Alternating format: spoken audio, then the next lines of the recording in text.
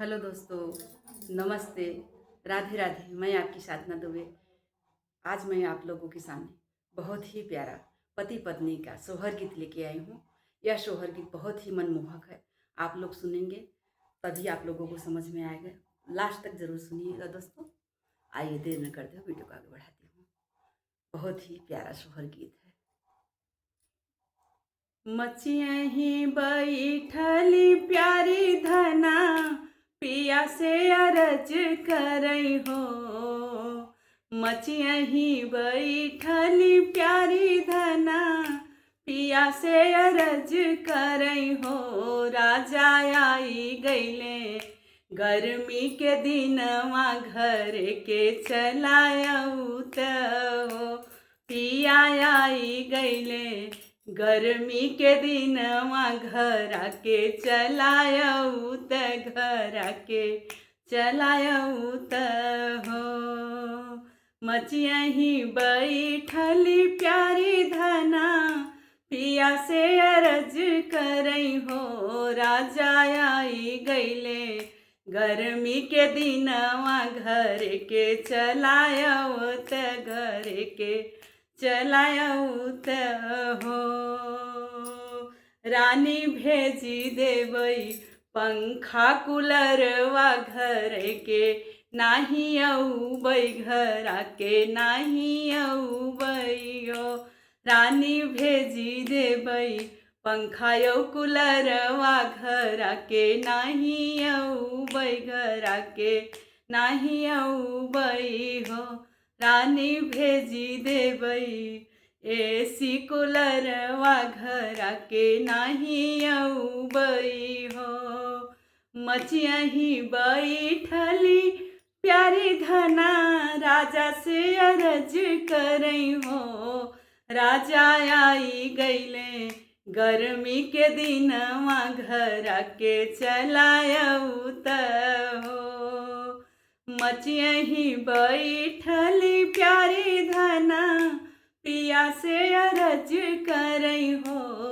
राजा आई गए ठंडी के दिनवा, घर के चलायऊ त घर के चलायऊ त हो। राजा आई गईले ठंडी के दिनवा, घर के चलायऊ त घर के चलायऊ त हो।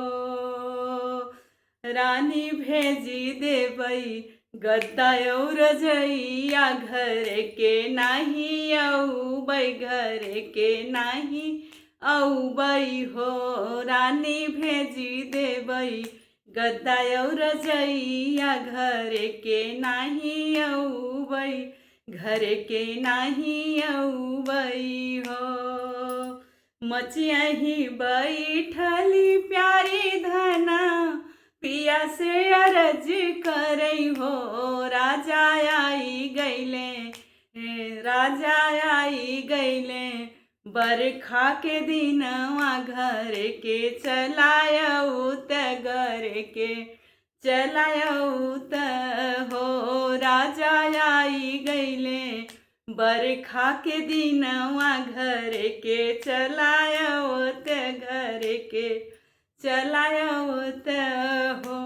रानी बनवाई छवाई देवई तोहरा बगलवा, घर के नाही अउबै हो। रानी बनवाई देवई तोहरी महलिया, घर के नाही अउबै हो। मचियही बैठली प्यारी धना, राजा से अरज करई हो। राजा आई गईले बरखा के दिनवा, घर के चलायऊ त घर के चलायऊ त हो। रानी छवाई देवई तोहरा बगलवा, घर के नाही अउबै घर के नाही अउबै हो। राजा लगी गईले 8वां महीनवा, घर के चलायवत घर के चलायवत हो। राजा लगी गईले 8वां महीनवा घर के चलायवत ललन पापा कहते ललन पापा कहते नी हो।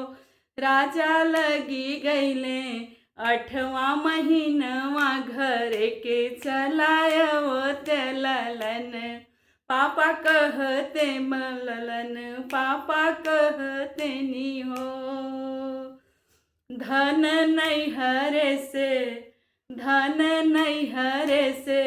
बीरना बोलवत वो नहीं के पापा कहते वो नहीं के पापा कहते नी हो। धन नैहरे से बीरना बोलव तू नहीं पापा बनी है यो नहीं पापा होई है हो। मचियही बैठली प्यारी धना पिया से अरज करई हो। मचियही बैठली प्यारी धना राजा से अरज करई हो।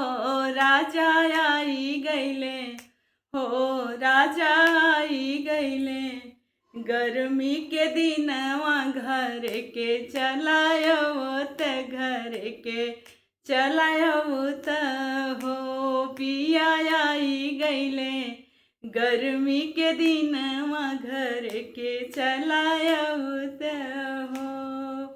मचियही बैठली प्यारी धना पिया से अरज करई हो।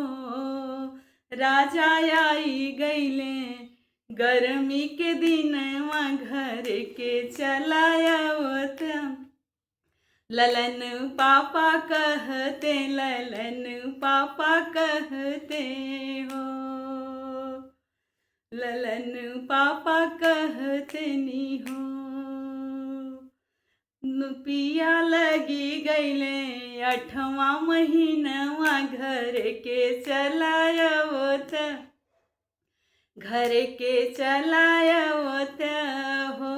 रानी भेजी देबई सोठिया मसलवा घरा के नाही अउबई घरा के नाही अउबई हो।